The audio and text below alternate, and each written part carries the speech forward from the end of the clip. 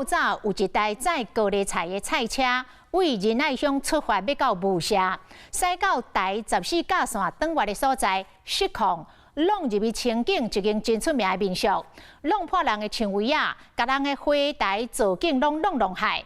啊，规台的菜车是倒摊起，高丽菜是落到规涂骹，啊，那驾驶是业里的变形的车体。这个消防队赶紧来出动，把这驾驶救出来，加载无真要紧。透早6点，情景看起来真清静，不过几秒钟后就无平静啊！一个真大型的物件挖进别墅土石流，造景雕像被弄断去，四界拢是高丽菜。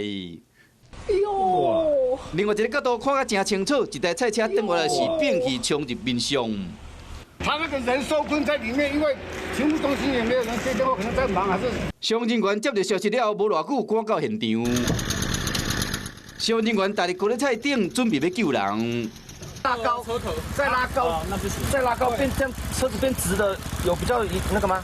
也可以啊，会视线比较好啊。对啊。驾驶掉入车内，表情真痛苦。再拉，他现在轮子就整个顶平啊，整个车子都平的。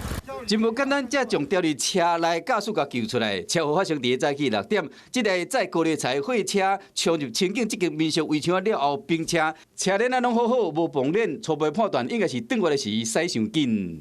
疑似在下坡的一个路段急弯失控，直接冲撞民宿并且造成车辆翻覆。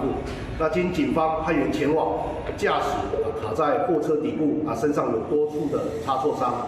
这间民宿伫情景真有名，欧式的风格真古典，住一暝要几万块。那这台失控货车载这个高丽菜发生车祸，损失嘛歹算。加在意外发生当时，无去伤到其他人甲车，若无这后果就不堪设想。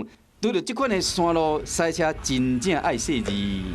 Hello， 我是雷亚，想要抢先掌握最及时的新闻资讯吗？赶快订阅、按赞、开启小铃铛，锁定华视新闻 YouTube 频道。